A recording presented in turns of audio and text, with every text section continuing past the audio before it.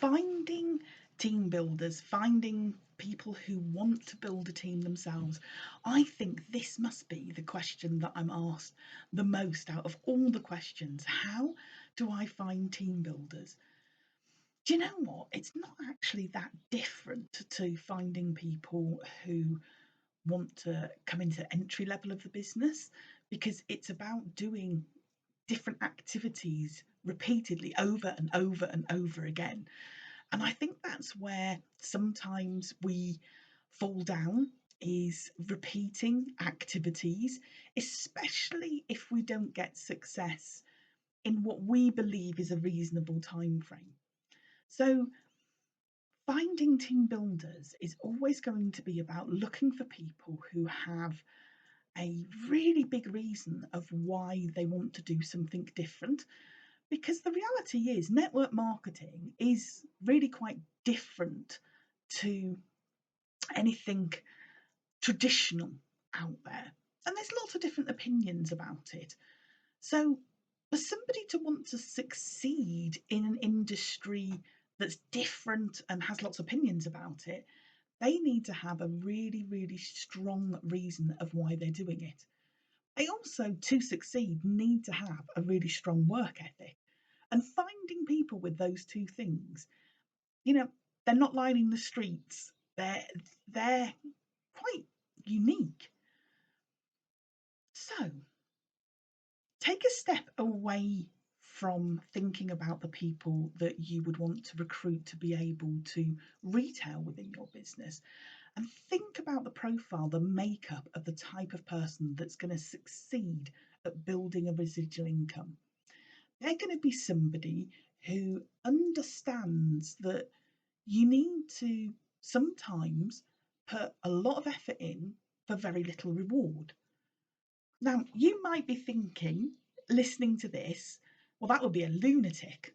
But actually, these people do exist. Think about all the people who've ever studied for a qualification.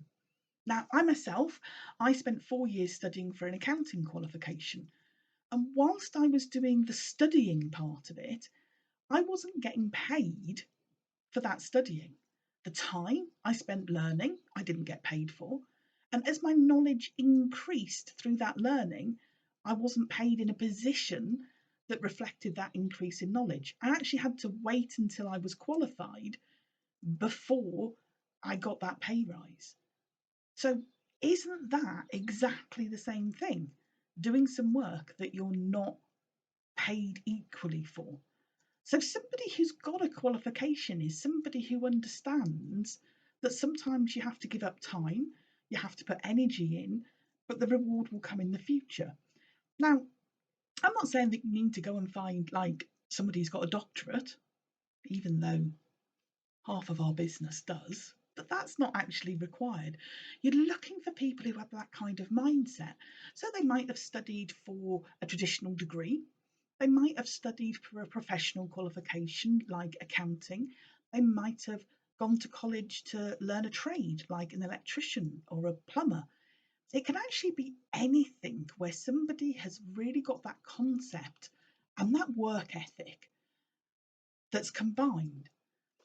So have a think about how you can approach successful people, people who have invested their time, their energy, and their money into building a better future for themselves.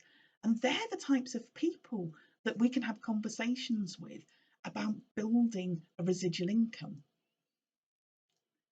I'm going to do another video just on residual income to explain why it is so different. But realistically, when you look at a long period of time, so look at 20 years or so, the amount of money that you get paid over that time with a residual income pays back that effort you put in the beginning tenfold. It's kind of like having your own personal pension pot. But as I said, I'm going to go into that in a different video. But please have a think about the types of people that you're approaching, that you're offering your opportunity to, and think about whether you're targeting the people that already have the mindset that they know that you can put time and effort in when you're not fairly rewarded, in order to have that reward in the future. And you will find that you start to attract the types of people who want to succeed in your business. Good luck.